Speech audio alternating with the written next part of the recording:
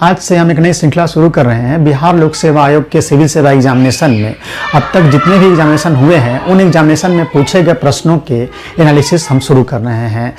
आप जानिए कि 38वीं बीपीएससी 1992 में जो हुआ था उसमें ही पहली बार पीटी का एग्जाम शुरू हुआ था। 38वीं एग्जामिनेशन से पहले पीटी का एग्जामिनेशन नहीं होता था, सिर्फ मेंस और इंटरव्यू का एग्जामिनेशन होकर रिजल्ट तैयार किया जाता था। सरकार ने फैसला लिया कि पीटी का एग्जामिनेशन भी लेना है और इसलिए 38वीं बीपीएससी 1992 से बीपीएससी के एग्जामिनेशन में, सिविल सेवा के एग्जामिनेशन में पीटी इंट्रोड्यूस हुआ। और 38वीं बीपीएससी में जब पीटी का परीक्षा शुरू हुआ तो उसमें 100 क्वेश्चन पीटी में पूछे जाते थे और 39वीं से 150 क्वेश्चन पूछे जाने लगे। तो 38वीं बीपीएससी एग्जामिनेशन जो 1992 में हुआ था उस 100 प्रश्न के सामान्य अध्ययन के पत्र में, उसमें से आज हम चर्चा करेंगे भारतीय संविधान और राज्य व्यवस्था से पूछे गए प्रश्न। तो उस 100 प्रश्न में जो 38वीं बीपीएससी पीटी 1992 में जो 100 प्रश्न पूछे गए थे सामान्य अध्ययन की सीरीज में, उसमें 12 प्रश्न भारतीय संविधान और राज्य व्यवस्था से थे। तो उन 12 प्रश्नों का हम एनालिसिस करेंगे और वीडियो ज़्यादा बड़ा ना हो इसलिए हम इन 12 प्रश्नों को 2 वीडियो में हम डील करेंगे। तो पहली वीडियो आज हम शूट कर रहे हैं, तो पहले वीडियो के साथ हम लोग चलते हैं। 38वीं बीपीएससी 1992 में बिहार लोक सेवा आयोग के एग्जामिनेशन में पूछे गए प्रश्नों में से भारतीय संविधान और राज्य व्यवस्था में पूछे गए 12 प्रश्नों की सीरीज में 6 प्रश्न आज हम इस वीडियो में जानेंगे। तो चलिए हम लोग शुरू करते हैं। देखिए, 38वीं बीपीएससी पीटी एग्जामिनेशन 1992 भारतीय संविधान और राज्य व्यवस्था। भारत, पहला प्रश्न देखते हैं, भारत के उपराष्ट्रपति के संबंध में कौन सा कथन असत्य है? तो पहला ऑप्शन देखते हैं, इसकी योग्यता प्राप्त करने के लिए प्रत्याशी की आयु कम से कम 35 वर्ष की होनी चाहिए। यानी कि उपराष्ट्रपति जिन्हें बनना होगा उनके लिए जो योग्यता है, आयु सीमा है, उनमें कम से कम जो न्यूनतम उम्र सीमा 35 होनी चाहिए। बी ने कह रहा है कि उपराष्ट्रपति राज्यसभा का सभापति होता है, यह भी सही है। उपराष्ट्रपति का चुनाव भारत का राष्ट्रपति करता है। चौथा ऑप्शन है, भारत के प्रथम उपराष्ट्रपति एस राधा कृष्णन थे। तो गौर से देखते हैं चारों ऑप्शन को। इसकी योग्यता प्राप्त करने के लिए प्रत्याशी की आयु कम से कम 35 वर्ष होनी चाहिए, यह सही है। बी में है, उपराष्ट्रपति राज्यसभा का सभापति होता है, यह भी सही है। उपराष्ट्रपति का चुनाव भारत का राष्ट्रपति करता है, ये गलत है, क्योंकि उपराष्ट्रपति का चुनाव एक निर्वाचक मंडल करता है जिसमें संसद के दोनों सदनों के सदस्य शामिल होते हैं। तो ये कथन जो है गलत है। और चौथा कथन है, भारत के प्रथम उपराष्ट्रपति राधा कृष्णन थे, एस राधा कृष्णन थे, ये सही है। तो फ्रेंड्स, इसका सही उत्तर हो जाएगा सी, उपराष्ट्रपति का चुनाव भारत का राष्ट्रपति करता है। ये असत्य कथन है। इसको डिटेल हम लोग देखते हैं आगे। भारत का उपराष्ट्रपति का जो पद होता है वो अनुच्छेद 63 में कहा गया है कि भारत में एक उपराष्ट्रपति होंगे। अनुच्छेद 64 में कहा गया है कि उपराष्ट्रपति जो होंगे वो राज्यसभा के पदेन सभापति होंगे। अनुच्छेद 65 में राष्ट्रपति के रूप में कार्य करने की शक्ति दी गई है उपराष्ट्रपति की। यानी राष्ट्रपति अगर छुट्टी पे हैं या अचानक उनका पद खाली हो जाता है तो उस स्थिति में राष्ट्रपति के कार्यों का निर्वहन करते हैं उपराष्ट्रपति जी। अनुच्छेद 66 उपराष्ट्रपति का निर्वाचन है और इसमें 4 पॉइंट है। पहला पॉइंट है निर्वाचक मंडल के बारे में। तो संसद के दोनों सदनों के सदस्य द्वारा इनका निर्वाचन किया जाता है। दूसरा है 66(2) में, संसद या राज्य विधान मंडल के किसी सदन का सदस्य नहीं होना चाहिए। यानी कि जो उपराष्ट्रपति होंगे वो संसद या राज्य विधान मंडल के किसी भी सदन के सदस्य नहीं होने चाहिए। अगर हैं भी तो उन्हें चुनाव जैसे ही जीतेंगे तो वो पद खाली करना पड़ेगा। 66(3) में है योग्यताएं, भारत का नागरिक होना चाहिए और उनकी आयु कम से कम 35 वर्ष की होनी चाहिए। और चौथा है 66(4) में लाभ का पद धारण नहीं करते हों। तो ये चारों जो ऑप्शन उधर हमने देखा उसमें ये अनुच्छेद 66 से संबंधित प्रश्न पूछा गया। अनुच्छेद 66 में ये 4 पॉइंट हैं, तो इन्हीं 4 पॉइंट को अगर हम जान लेते हैं तो वो प्रश्न बना लेते हैं। देखिए दूसरा क्वेश्चन, अगर कोई वित्त विधेयक लोकसभा द्वारा स्वीकृत हो जाए तो राज्यसभा इसे अधिक से अधिक कितना दिन तक रोके रख सकती है? ऑप्शन है 6 महीने तक, 4 महीने तक, 1 महीने तक, 14 दिन तक। इसका सही उत्तर हो जाएगा 14 दिन तक। देखिए, वित्त विधेयक और धन विधेयक ऐसे विधेयक होते हैं जिन्हें केवल लोकसभा में पेश किया जा सकता है, जबकि साधारण विधेयक को और संविधान संशोधन विधेयक को संसद के किसी भी सदन में पेश किया जा सकता है। ठीक है, तो अगर वित्त विधेयक और धन विधेयक अगर संसद के लोकसभा में ही पेश किया जा सकता है तो लोकसभा अगर पारित कर दे और यह विधेयक जाए राज्यसभा के पास तो राज्यसभा इसे अधिक से अधिक 14 दिनों तक रोके रख सकती है। राज्यसभा को धन विधेयक और वित्त विधेयक के संबंध में पावर सीमित है, यानी कह सकते हैं कि 9 के बराबर पावर है। अगर धन विधेयक या वित्त विधेयक लोकसभा से पास होकर राज्यसभा के पास जाता है तो राज्यसभा उसे 14 दिनों तक रोके रख सकती है। अगर 14 दिन में भी उसे पारित नहीं करती है तो वह विधेयक अपने आप पारित हो जाता है। तो इस तरह से देखते हैं कि धन विधेयक और वित्त विधेयक के संबंध में राज्यसभा को पावर 9 के बराबर है। तो इस तरीके से यहां देख सकते हैं कि अगर कोई वित्त विधेयक लोकसभा द्वारा स्वीकृत हो जाए तो राज्यसभा इसे अधिक से अधिक रोके रख सकती है। कितने दिनों के लिए?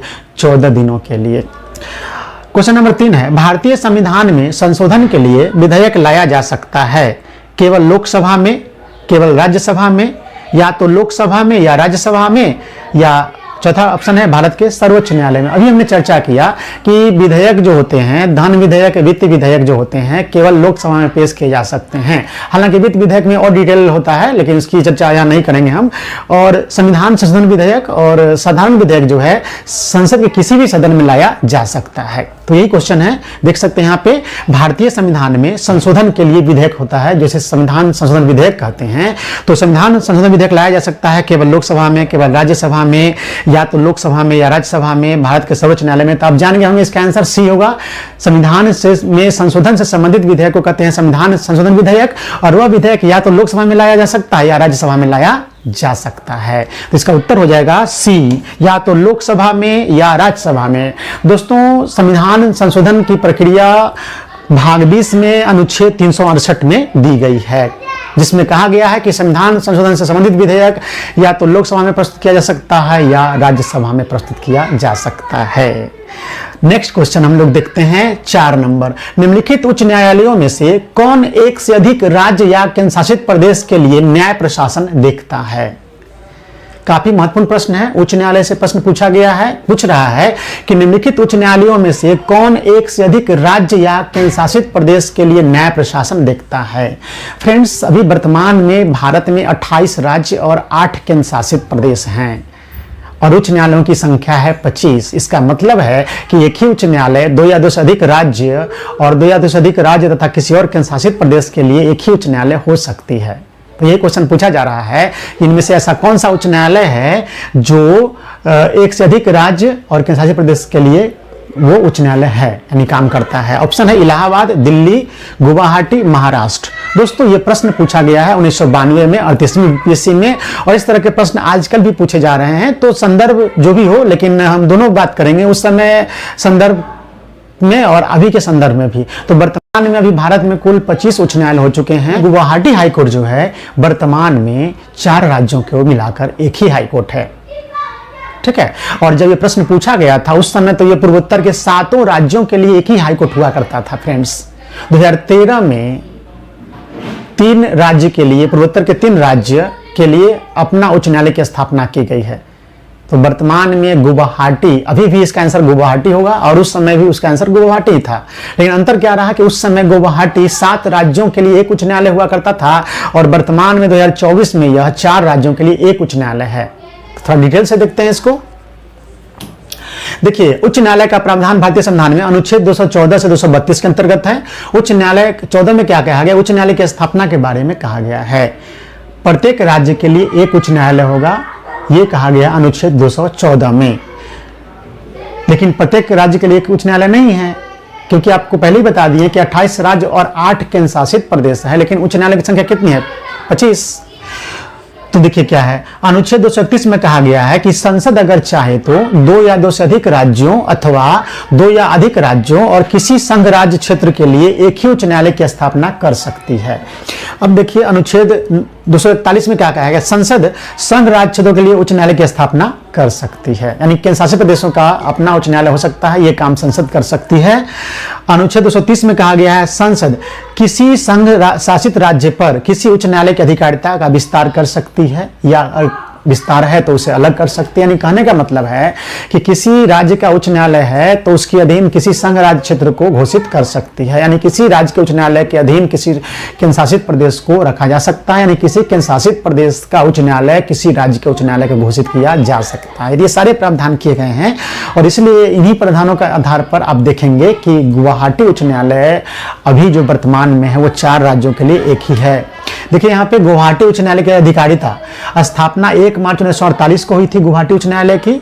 वर्तमान अधिकारिता असम, नागालैंड, मिजोरम और अरुणाचल प्रदेश के लिए। असम, नागालैंड, मिजोरम और अरुणाचल प्रदेश को मिलाकर एक ही उच्च न्यायालय है, यानी 4 राज्यों पर अधिकारिता है किसके? गुवाहाटी उच्च न्यायालय की।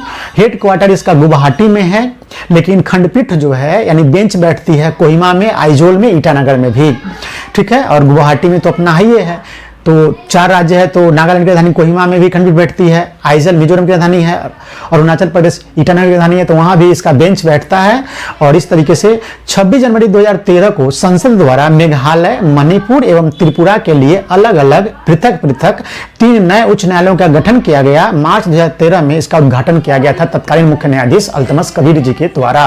यानी कहने का मतलब कि 26 जनवरी 2013 तक, या कह सकते कि मार्च 2013 तक, जब तक इसका उद्घाटन नहीं हुआ था तब तक गुवाहाटी उच्च न्यायालय पूर्वोत्तर भारत के सभी 7 राज्यों के लिए एक ही उच्च न्यायालय हुआ करते थे।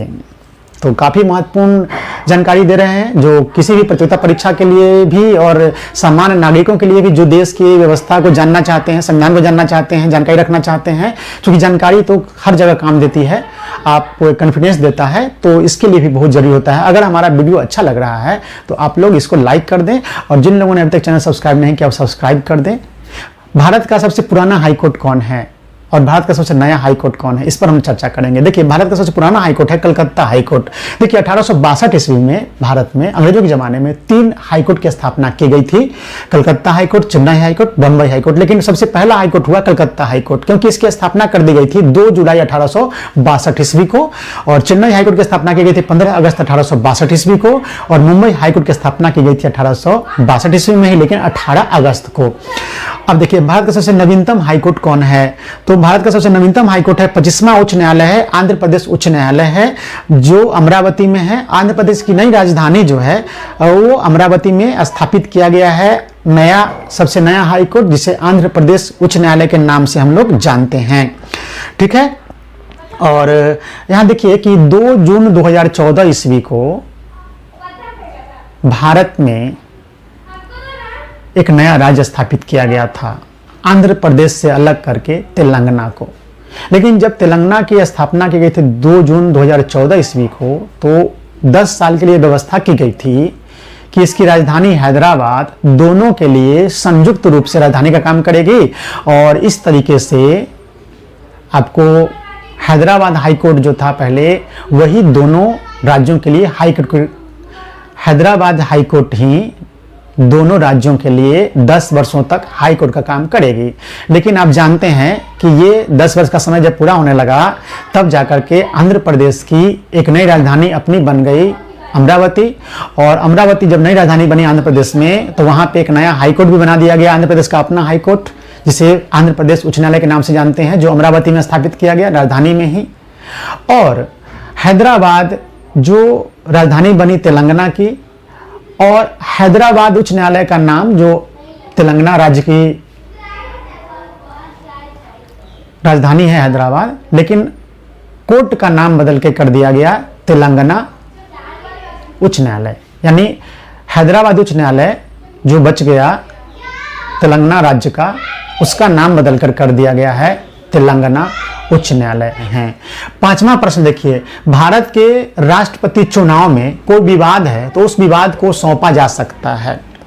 भारत के राष्ट्रपति के चुनाव में अगर कोई विवाद है तो उस विवाद को सौंपा जा सकता है भारत के महाधिवक्ता को, संसद को, भारत के सर्वोच्च न्यायालय को, इनमें से कोई नहीं। तो फ्रेंड्स, इसका उत्तर हो जाएगा अनुच्छेद 71 में यह कहा गया है कि राष्ट्रपति और उपराष्ट्रपति के चुनाव में अगर कोई विवाद होता है तो ये मामला जाएगा सुप्रीम कोर्ट के पास। तो इस तरीके से इसका आंसर हो जाएगा भारत के सर्वोच्च न्यायालय को।